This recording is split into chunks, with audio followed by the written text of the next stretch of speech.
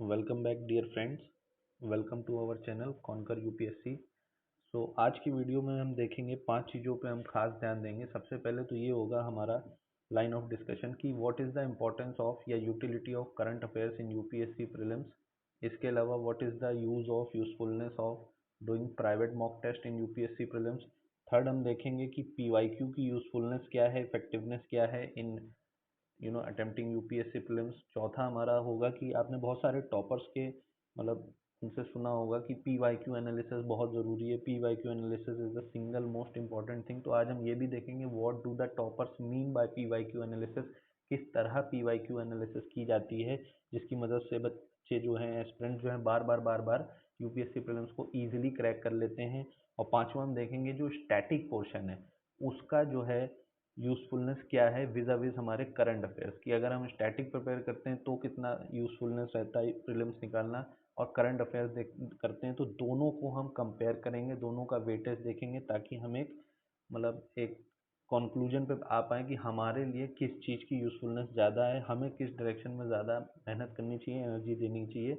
और इन सब के लिए हम अभी फ़िलहाल इस वीडियो में बेस बनाएंगे 2024 प्रीलिम्स को, और नेक्स्ट वीडियो में हम 2023 के प्रीलिम्स को भी सेम पैटर्न पे एनालाइज करेंगे ताकि कम से कम हमारे पास 2 साल का एनालिसिस हो, डेटा हो। ठीक है। So without wasting any further time let's begin. तो आज हम शुरू करते हैं 2024 प्रीलिम्स में। सबसे पहले हम देखने की कोशिश करेंगे इंपॉर्टेंस ऑफ करंट अफेयर्स, और मैंने वही क्वेश्चंस उठाए हैं जो प्योरली करंट अफेयर्स के बेसिस पे आए हैं, जिनको आप स्टैटिक से नहीं कर सकते हो, करंट अफेयर्स की नॉलेज चाहिए। तो ऐसे देखिए नंबर ऑफ क्वेश्चंस भी मैंने स्निपेट्स के साथ लगा रखे हैं। सबसे पहला क्वेश्चन तो देखिए आया था वर्ल्ड टॉयलेट ऑर्गेनाइजेशन। अब ये एक ऐसी चीज़ है, आप कितना भी विजन आईएएस दुनिया भर का सब करंट अफेयर्स पढ़ लीजिए, आपको कहीं वर्ल्ड टॉयलेट ऑर्गेनाइजेशन मिलेगा ही नहीं। तो आप समझ रहे हैं, कुछ भी पढ़ लो तो ये तो आप नहीं कर सकते हो अगर आपके पास UPSC P Y Q skills नहीं है सॉल्व करने के लिए, वो एल्गोरिदम आपने नहीं पकड़ा या वो एप्टीट्यूड नहीं, तो नहीं हो सकता। दूसरा कॉन्गो बेसिन का आया था। अब ये कॉन्गो बेसिन के पिछले साल 2 सवाल आए हैं और उससे पहले भी एक सवाल आया 2022 में। तो अगर आपको नहीं भी पता और एग्जाम कंडीशन में आपको ये सॉल्व करना है तो आपको कॉन्गो बेसिन ही नहीं चाहिए। हालांकि ये करंट अफेयर्स का क्वेश्चन है, बट प्रीवियस ईयर ट्रेंड अगर आप फॉलो कर लेते तो ये हो जाता। तीसरा डिजिटल रुपी का चाहिए, क्वेश्चन आया था। तो अब डिजिटल रुपी का क्वेश्चन भले ही करंट अफेयर्स ओरिएंटेड हो, लेकिन आप इस क्वेश्चन की लैंग्वेज पढ़ोगे ना तो आपको समझ में आ जाएगा कि इसमें मेन रोल तो भाई इसको डिजिटल हटा दो, रुपी मान के भी सॉल्व करोगे तो भी क्वेश्चन सॉल्व हो जाना है, उसमें कुछ बहुत ज़्यादा रॉकेट साइंस नहीं है। हालांकि 3 क्वेश्चन ये आए। चौथा ये आया consider the following, Italy and Japan Nigeria वाला लो बर्थ रेट्स। पांचवा हम देख रहे हैं फिफ्थ जनरेशन फाइट। अब ये क्वेश्चन नहीं बन सकता था, ये प्योरली मैं मानता हूँ कि हाँ भाई इसमें करंट अफेयर्स की नॉलेज चाहिए। अभी तक जो हमने 5 क्वेश्चन देखे, हालांकि पांचों करंट अफेयर्स हैं, डिबेट हो सकती है इस बात पे, लेकिन मेरा अपना ये मानना है कि ये क्वेश्चन बिना करंट अफेयर्स के नहीं हो सकता, ये चारों हो सकते थे। ये छठा देखते हैं, नारी शक्ति वंदन अधिनियम। अब ये क्वेश्चन भी बीच का है कि अगर आपने बिल्कुल ही नहीं पढ़ा है तो नहीं हो सकता, थोड़ा भी अगर आपने करंट पढ़ा है प्लस स्टैटिक तो हो जाएगा। तो इन दोनों में तो देखिए करंट की नॉलेज चाहिए। नेक्स्ट क्वेश्चन देखते हैं। ये आया था मित्र शक्ति। अब जैसे मैंने इस क्वेश्चन के बारे में कुछ नहीं पढ़ा था, although it is current oriented, but मैंने एग्जाम में सही किया था। कैसे किया था वो आप एप्टीट्यूड जो मैंने 5 लेक्चर्स बना रखे हैं पूरा सोल्यूशन, उसमें देख सकते हैं कि अगर आपने नहीं भी पढ़ा है मित्र शक्ति तो भी बहुत ईजिली इस क्वेश्चन को सॉल्व करके आप आंसर तक आ सकते थे, ऑल्दो ये करंट में आता है। ठीक है, नेक्स्ट क्वेश्चन। अब ये देखिए आप नहीं कर सकते, ये तो सिंगल फैक्चुअल स्टेटमेंट है तो ये तो आना ही चाहिए। हालांकि ये इजी क्वेश्चन था, सबको पता था गरबा। अब ये देखिए इंटरनेशनल रिलेशंस, क्योंकि अब मेरा तो पीएसआईआर है तो मुझे पता था, मुझे बिना पढ़े भी पता था। अब इसमें इजीली ये भी हो गया कि सूडान में तो हमें पता है 2 साल से वो कह ही रहा है ये सब चल रही। तुर्की ने कभी नेटो छोड़ा नहीं, मेन आप अर्जेंटीना में वो होते, लेकिन इतना सबको पता था मेरा ख्याल है। फिर भी मैं इसको करंट में डाल रहा हूँ। ऐसे 9 क्वेश्चन हो गए। आगे चलते हैं। International games council by current affairs related question है। अगेन मैंने नहीं पढ़ा था, मुझे नहीं पता था, बट मुझे पता है। आप अगर मेरी वीडियो देखोगे तो बिना करंट के नॉलेज के भी इसको सॉल्व किया जा सकता है इजीली। अब देखिए कितना भी करंट पढ़ लो, करंट अफेयर्स बुक तो नहीं कराते थे, क्योंकि पिछले 10 साल से यूपीएससी बुक्स नहीं पूछ रही थी, वो पीसीएस और एसएससी पूछते हैं। तो अगेन आप पढ़ लेते तो भी ये ना कर पाते। अब क्योंकि ये इंडिया में मेरे ऑप्शनल से रिलेटेड, तो मेरे पास तो बुक ही थी तो मेरे लिए इजी पड़ गया। बट अब आप देख लीजिए 2 क्वेश्चन तो करंट अफेयर्स पढ़ के भी नहीं हो सकते थे। नीचे ऑपरेशन सद्भावना, ये भी करंट का क्वेश्चन है, और फिर शांति निकेतन वाला ये भी करंट का है। ऑल्दो इसमें ये 2 क्वेश्चन जो है रानी की वाव और ये वाला, ये स्टैटिक पोर्शन से है तो ये वहां से बनता है, तो प्योरली करंट का नहीं है, बट ठीक है मैं इसको करंट में लेबल कर देता हूँ। इसके अलावा कोई ऐसा क्वेश्चन नहीं है जो प्योरली करंट का हो सकता है वो ऐसा क्वेश्चन हो जो आपने देखा ना हो, बट इट डजंट मीन वो करंट का आ गया, वो तो फिर out of the blue UPSC पूछता है जो आपको on the go he solve करने होते हैं। तो ये हमने देखा कि टोटल 100 में से 13 क्वेश्चन हैं जो out and out current affairs की नॉलेज से थे। ठीक है, तो 100 में से 13 मतलब हार्डली 13% वेटेज आ रहा है करंट अफेयर्स का। ठीक, अब importance of private mock test को एनालाइज करते हैं कि हम जैसे विजन की टेस्ट सीरीज देते हैं, तो मैंने भी दिया था शुरू के 2 अटेम्प्ट में, तो उसमें 35 टेस्ट होते हैं, तो उसका यूजफुलनेस क्या निकल के आता है, प्रोडक्टिविटी। टोटल हम देख रहे हैं 13 क्वेश्चन हमें मिले बेस्ड ऑन करंट अफेयर्स, उनमें से भी जैसा कि मैं बता रहा हूँ दो तो मिलेगा ही नहीं करंट अफेयर्स, आपको सोर्सेस से भी नहीं मिलेगा, तो 11 बचे। उनमें से भी बहुत से क्वेश्चन जो हैं आप पी वाई क्यू एप्टीट्यूड या पी वाई क्यू स्किल्स या पी वाई एल्गोरिदम पकड़ लेते हो तो सॉल्व हो सकते हैं। चलिए देखते हैं। Total 10 questions can be solve using private mock test और विजन आईएएस करंट अफेयर्स, है ना। 10 क्वेश्चन तो सॉल्व हो सकते हैं यूजिंग मॉक टेस्ट। मैं मान लेता हूँ आपने सब कुछ अच्छे से पढ़ लिया, विजन आईएएस की टेस्ट सीरीज, विजन आईएएस के करंट अफेयर्स, तो 10 क्वेश्चन आप इसमें से सही कर सकते हो। जैसे वर्ल्ड टॉयलेट ऑर्गेनाइजेशन तो पढ़ा ही नहीं, एस जयशंकर तो पढ़ा ही नहीं, तो क्या करोगे, है ना। तो वो क्वेश्चन आपके फंस जाएंगे, बाकी 3 तो रह जाएंगे, और इतना ज़्यादा करंट अफेयर्स पढ़ने के बाद। इसके अलावा मोस्ट इंपॉर्टेंट थिंग क्या है, अब इन 13 क्वेश्चन में से भी 7 क्वेश्चन तो पीवाईक्यू की नॉलेज या उसके एनालिसिस से सॉल्व हो सकते हैं, मेरी तरह। जैसे कि मतलब मैंने इतना करंट अफेयर्स नहीं पढ़ा, लेकिन फिर भी अगर मुझे पीवाईक्यू सॉल्व करने का तरीका पता हो गया कि यूपीएससी इसी तरीके से पूछता है, यही एल्गोरिदम है, ऐसे ही क्वेश्चन सॉल्व होते हैं, तो भी आप बिना करंट अफेयर्स पढ़े इन क्वेश्चन अभी मैं दिखाऊंगा आप सॉल्व कर सकते थे। ठीक है, तो इफेक्टिवली हमें क्या पता चल रहा है, effectively we need current affairs knowledge to solve just 3 solvable question. इसका तो यही मतलब हुआ कि अगर हमने पीवाईक्यू नॉलेज को गेन कर लिया है, समझ लिया है कैसे सॉल्व किए जाते हैं, तो फिर ये क्वेश्चन सॉल्व हो सकते थे। तो हमें प्योरली करंट अफेयर्स की नॉलेज के बेसिस पे सॉल्व करने के लिए कितने क्वेश्चन बच रहे हैं, 3। अब आपको अपने आप से सवाल ये पूछना है कि 3 क्वेश्चन सॉल्व करने के लिए डेली करंट अफेयर्स पढ़ना इज इट वर्थ इट। तो बात ये है कि सब लोग बोलते क्यों, टॉपर्स भी बोलते हैं करंट अफेयर्स पढ़ो, तो करंट अफेयर्स यूजफुल है एक हद तक है, उसकी एडिटोरियल एनालिसिस इंपॉर्टेंट है, बट वो जो वन लाइनर फैक्चुअल्स होते हैं ना, वो यूपीएससी प्रीलिम्स के लिए सच इंपॉर्टेंट नहीं है। आप जितना भी एडिटोरियल सुनते हैं या पढ़ते हैं, उससे ये होता है कि आपके मेंस का कंटेंट रेडी हो रहा है, और उतना ही आपको प्रीलिम्स में कहीं ना कहीं हेल्प दे देता है। बट एक हद से ज़्यादा डिसप्रोपोर्शनेट समय देना प्रीलिम्स में, करंट अफेयर्स में, I don't think it is a very good, use, very good, क्या बोल सकते हैं, allocation of time and resources. तो हमको बहुत ही सिलेक्टिवली करंट अफेयर्स में ध्यान देना चाहिए। Current affairs are mainly helpful in mains, और उसके अलावा जो उसके एडिटोरियल एनालिसिस हैं, एक बार अगर उसको ग्रास्प कर लिया है तो बस सीधे साल में एक बार जो आपकी विजन आईएएस की ईयरली आती पीटी 365, उतना अगर आप कर लेते हैं तो मोर देन इनफ है, उससे ज़्यादा पढ़ने की ज़रूरत नहीं है आपको प्रीलिम्स निकालने के लिए।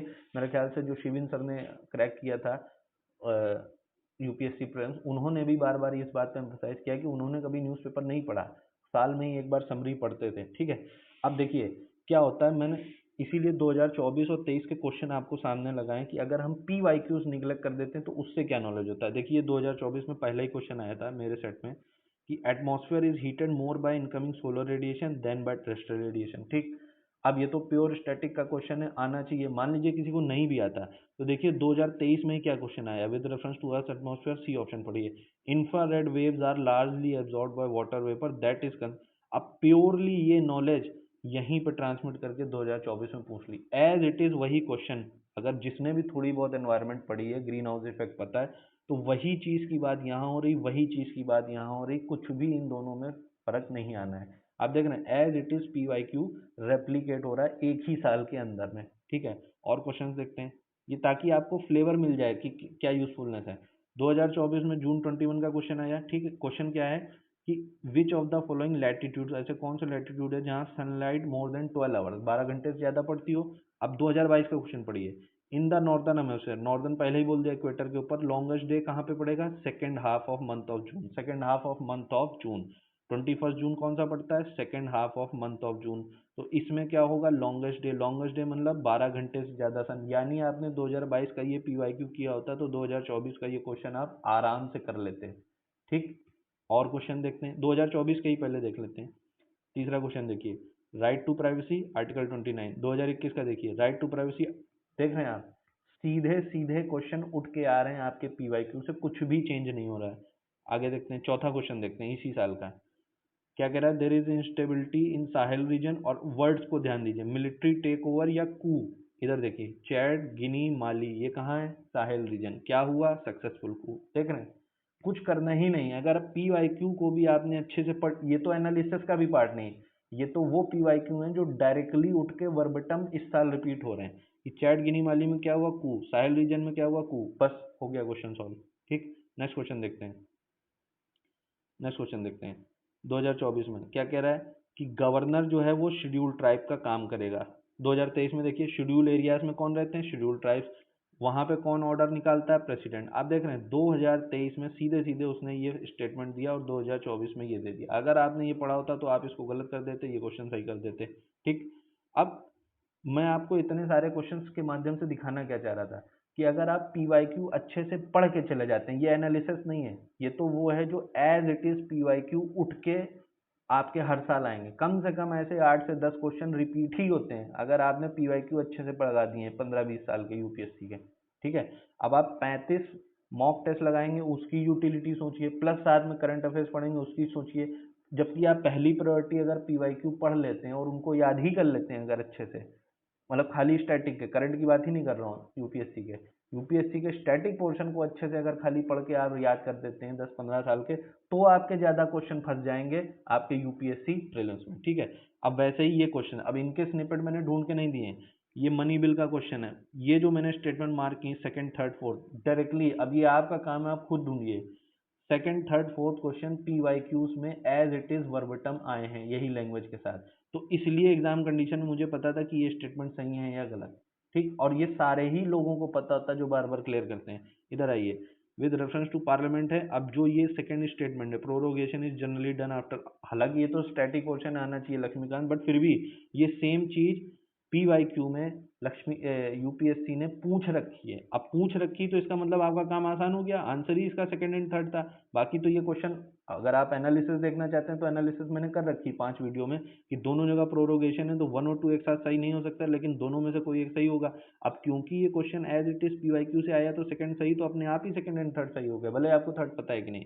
यही फायदा होता है speaker of Lok Sabha, removal Lok Sabha, कितनी बार ये क्वेश्चन यूपीएससी खुद ही पूछ चुका है। तो अभी अभी आपके सामने मैंने कम से कम 9-10 क्वेश्चन दिखा दिए जो इसी यूपीएससी के 2024 के यूपीएससी में, खाली आप यूपीएससी के प्रीवियस ईयर क्वेश्चन को लगा के चले जाते तो एज इट इज क्वेश्चन उठ के आ गए थे, तो आपके 10 क्वेश्चन का तो यही उद्धार आ जाता है। ठीक है, ये तो हो गया खाली यूपीएससी के पीवाईक्यू लगा के।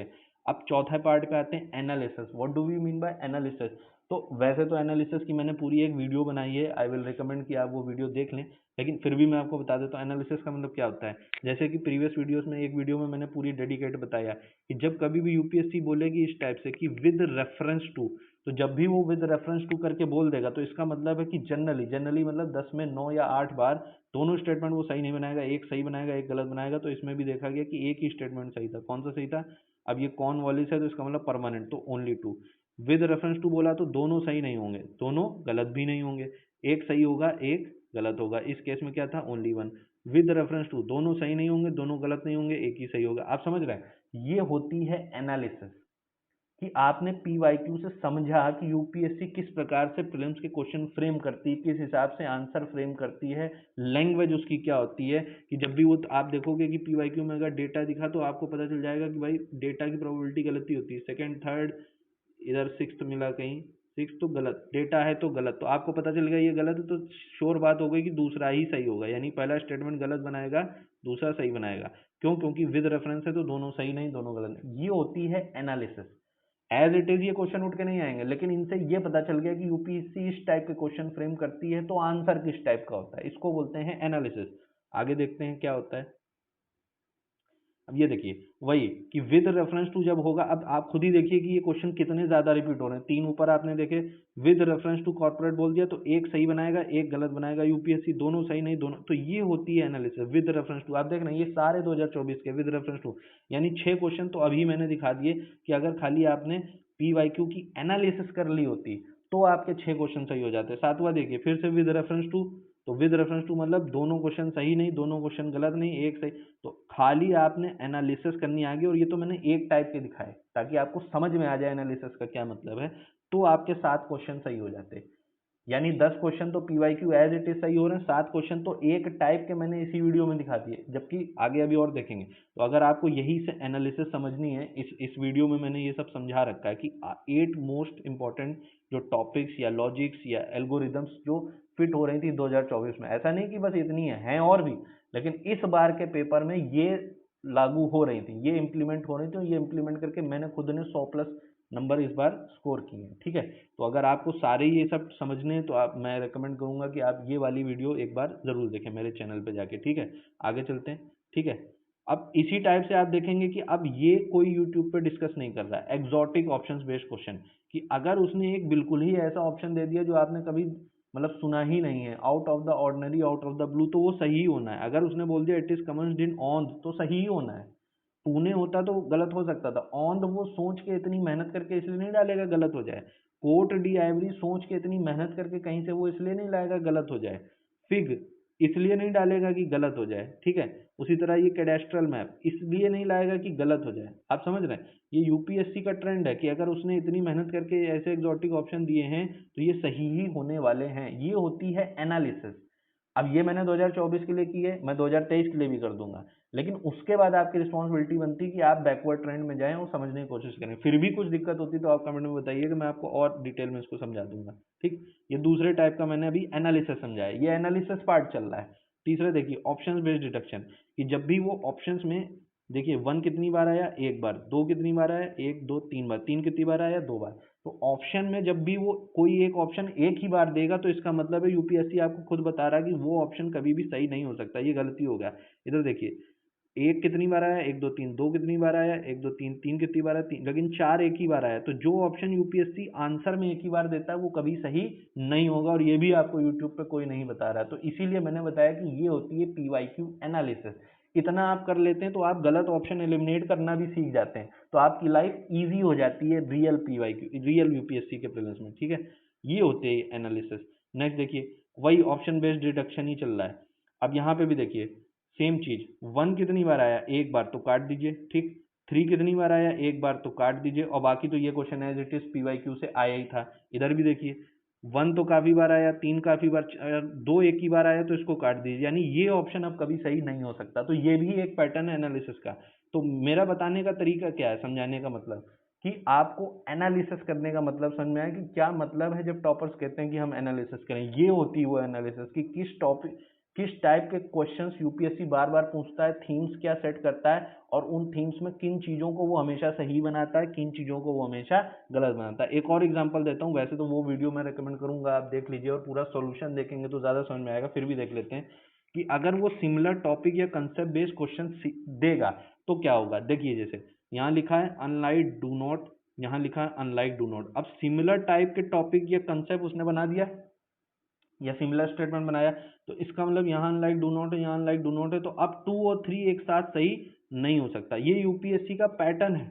अब इस क्वेश्चन में मुझे नहीं पता कि इसकी मेरिट क्या है, लेकिन मुझे ये पता है ये unlike do not, unlike do not, तो 2 और 3 एक साथ सही नहीं होगा। कोई एक सही होगा, लेकिन कौन सा सही होगा पता नहीं, लेकिन ये दोनों एक साथ सही नहीं होंगे, एक साथ गलत भी नहीं होंगे। इधर देखिए, यहाँ लायंस पे सवाल है, यहाँ भी लायंस पे सवाल है, तो या तो लायंस पे यही वाला स्टेटमेंट सही होगा या तो यही वाला सही होगा, दोनों एक साथ सही नहीं हो सकते, तो 1 और 3 भी नहीं सही हो सकते। आप देख रहे हैं कितने ब्यूटीफुली वर्क करता है। तो इसका मतलब अब मुझे इस क्वेश्चन में कुछ नहीं पता था, लेकिन फिर भी मुझे पता चल गया आंसर क्या है। ये होती है एनालिसिस। अब अगर आपको ये सब समझ में आ जाए कि ऐसे बहुत सारे क्वेश्चन ऐसे ही सॉल्व होते हैं कि जिनमें आपको कुछ नहीं पता लेकिन आप सही आंसर तक आ जाएंगे, तो ये एनालिसिस अगर आप नहीं सीखेंगे तो वहां पे बहुत से क्वेश्चन है जो ऑन द गो ही बनाने होते हैं, तो उनका कॉस्ट आउटपुट रेशियो आपके करंट अफेयर से या प्राइवेट मॉक टेस्ट से बेटर होता है। इसीलिए पहले आपको सारी एनर्जी पीवाईक्यू को करने में, फिर उनके एनालिसिस को करने में देनी है। फिर भी समय बच जाए तो सीडीएस एनडीए में देनी, फिर समय बचे तब करंट अफेयर्स और प्राइवेट मॉक टेस्ट। मैं ये नहीं कह रहा हूँ वो मत कीजिए, बट प्रायोरिटी अपनी सेट कीजिए कि पहले क्या करना है। ठीक है, वैसे देखिए यहाँ पे उपनिषद, यहाँ पे उपनिषद, तो दोनों जगह उपनिषद का स्टेटमेंट सही नहीं होगा, या तो ये होगा या तो ये होगा। ठीक, तो उस हिसाब से यहाँ पे बी। वैसे देखिए यहाँ इंटरनेशनल गेम्स काउंसिल, इंटरनेशनल, वही करंट वाला क्वेश्चन। इसका मतलब अब दोनों जगह इंटरनेशनल गेम्स काउंसिल, दोनों स्टेटमेंट सही नहीं होंगे, दोनों गलत नहीं होंगे, कोई एक सही कोई एक गलत। अगर उसको सही बनाना होगा तो वो यहाँ इट करके लिख देगा। ठीक है, अब यहाँ मेरा ऑब्जेक्टिव क्वेश्चन सॉल्व कराना नहीं, वो तो मैंने सेपरेट वीडियो में करा ही दिया जो आपको दिखाया। मैं क्या समझाना चाह रहा हूँ, ये होती है पीवाईक्यू की एनालिसिस। और ये भी एक बहुत उसका छोटा सा पार्ट है, जो सिर्फ 2024 में तो ऐसे 8 या 9 ही तरीके लग रहे हैं, वैसे तो बहुत सारा होता है। इस बार के पेपर में उतनी सारी टेक्निक्स नहीं लग रही थी तो हमने उतनी नहीं शेयर की, ठीक है। अब आपको ये चीज सीखनी है, पीवाईक्यू करने भी हैं क्योंकि वो एज इट इज उठ के आते हैं, प्लस एनालिसिस पार्ट सीखना है, जिससे आपका चंक ऑफ द को एनालिसिस सीखनी है, जिससे आपका major chunk of the paper solve होगा, ठीक है। अगर एनालिसिस आपने सीख ली तो कम से कम आप यकीन मानिए मतलब मिनिमम आपके मोर देन 60 क्वेश्चन सॉल्व होने वाले हैं रियल यूपीएससी प्रीलिम्स में, और बहुत आराम से सही सॉल्व होने वाले हैं, जो कि मेरे साथ भी हुआ।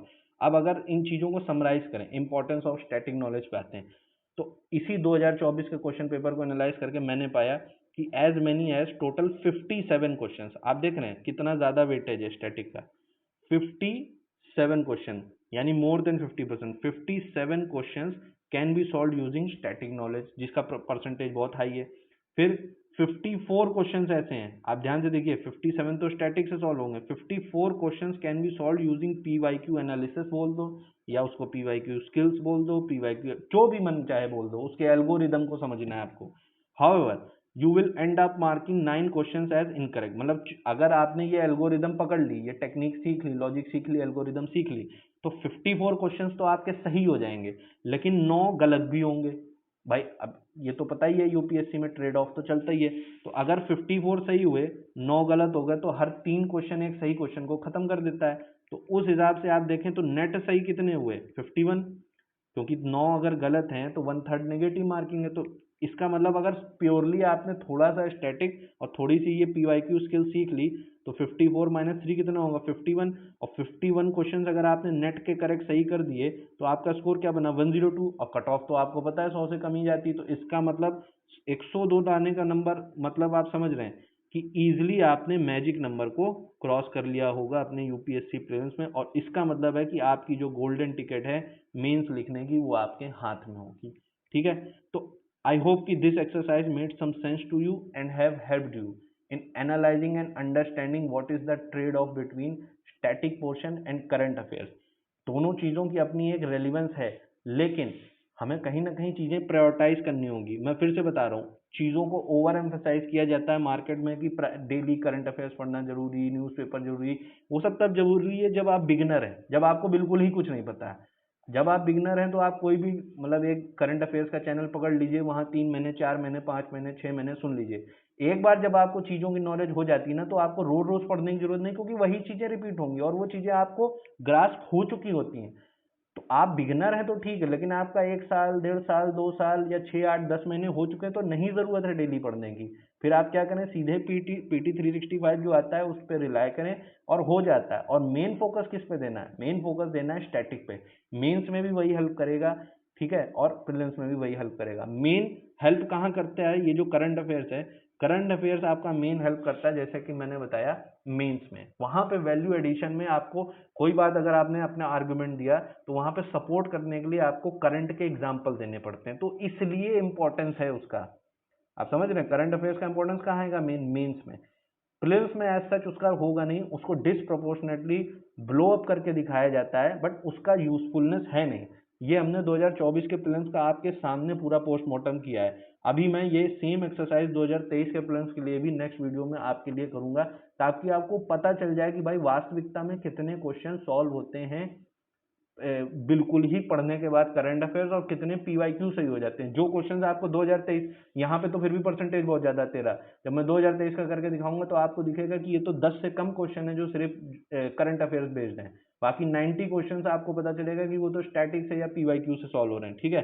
तो वही मैं कह रहा हूँ, समय है कि आपको समय रहते चीज़ों को अवेयरनेस आ जाए, आपको पता चल जाए कि ज़रूरी क्या है और क्या चीज़ें इररेलेवेंट है। तो स्टैटिक मोस्ट इंपॉर्टेंट है, स्टैटिक पे सबसे ज़्यादा ध्यान देना है। उसके बाद सेकंड मोस्ट इंपॉर्टेंट चीज़ हमारी क्या होने वाली है, पीवाईक्यू क्वेश्चंस करना। थर्ड इंपॉर्टेंट चीज़ पीवाईक्यू एनालिसिस करना। फोर्थ इंपॉर्टेंट चीज़ यूपीएससी के अदर जो क्वेश्चन पेपर्स होते हैं, कौन कौन से, सीडीएस नंबर 1, फिर एनडीए, उनको प्रायोरिटी देना। फिर जब 5वें नंबर पे समय बचे, तब हमें विजन करंट अफेयर्स के टेस्ट और मॉक टेस्ट देने हैं। मॉक टेस्ट की यूटिलिटी क्या है कि जो पीवाईक्यू हमने एनालिसिस किया, तो उन चीज़ों को एग्जाम में इंप्लीमेंट करना। भले ही मॉक टेस्ट में नंबर कम आए, लेकिन उन टेक्निक्स को मॉक में इम्प्लीमेंट करना, कि अगर कहीं डेटा दिख गया, ऑर्गेनाइजेशन दिख गई, या जो भी चीजें हम यहाँ सीख रहे हैं विद रेफरेंस टू दिख गया, जो जो मैंने सिखाया एग्जॉटिक ऑप्शन दिख गया, तो उनको रियल एग्जाम में आप सही कर पाए, तो उस चीज की प्रैक्टिस करने के लिए आपको मॉक टेस्ट यूज करने हैं, रादर देन मॉक टेस्ट में ही 100 नंबर लाने की सोचना है, या उसमें कम आ गए तो आप बहुत ज्यादा परेशान हो जाए। वो हमारा ऑब्जेक्टिव नहीं होना चाहिए। तो आई होप आपको अच्छी खासी क्लैरिटी मिल गई होगी कि हमें किस तरीके से यूपीएससी 2025 के प्रीलिम्स को क्रैक करने के लिए अपना अप्रोच रखना चाहिए। हमारा मेन फोकस होना चाहिए स्टैटिक पे। और उसमें भी मैं खास बात बता दूं, ये ट्रेंड चल रहा था कि बहुत सालों से ज्योग्राफी का वेटेज कम था, लेकिन पिछले 2 सालों से ज्योग्राफी का वेटेज बढ़ गया। और उसका कारण ये कि अब इंडियन रेलवे सर्विस ऐड हो गई है यूपीएससी में। अब क्योंकि इंडियन रेलवे सर्विस ऐड हो गई, तो इस वजह से ज्योग्राफी का पोर्शन बढ़ा है। तो इसीलिए आप देख रहे हैं मेंस में भी इस बार मॉडर्न हिस्ट्री के क्वेश्चन कम थे, और ज्योग्राफी ऑप्शनल तक के क्वेश्चन थे जो बच्चों से नहीं हिल रहे थे, मुझसे भी नहीं हिल रहे थे, क्योंकि मेरा तो नहीं है। फिर भी अब बनाने वाले तो कुछ भी बोल सकते हैं। तो मैं ये कहना चाहता हूँ कि एक समय जो ज्योग्राफी निगलेक्टेड रहता था, प्लीज मेरी आपसे रिक्वेस्ट है कि आप ज्योग्राफी को बिल्कुल मत मतलब निगलेक्ट कीजिए। हिस्ट्री से ज्यादा प्रायोरिटी अब आप ज्योग्राफी स्टैटिक को दीजिए, क्योंकि वो pre plus mains, ultimately mains से ही मेरिट बननी, तो आपको मेन जो फायदा होगा वो ज्योग्राफी से ही होगा जीएस 1 में। ठीक है, तो ज्योग्राफी जो कि एक निगलेक्टेड पोर्शन था, अब इसको निगलेक्ट करने का समय नहीं रहा, इसको टॉप प्रायोरिटी दीजिएगा। पॉलिटी नंबर 1, इकोनॉमी दूसरा, फिर तीसरा ज्योग्राफी, और चौथा एनवायरनमेंट, पांचवें पे अब हिस्ट्री रखिएगा जो कभी तीसरे नंबर पे होता था। ठीक है, तो आज इतना ही। फिर नेक्स्ट वीडियो में हम 2023 के प्रीलिम्स की भी एनालिसिस करेंगे, और आई होप उसके बाद आपको ये एश्योरेंस मिल जाएगी कि हाँ भाई, स्टैटिक करके हमें ज़्यादा हेल्प मिलती है यूपीएससी प्रीलिम्स इजीली क्रैक करने में। ओके, तो आज के लिए इतना ही। Thank you very much. Thank you.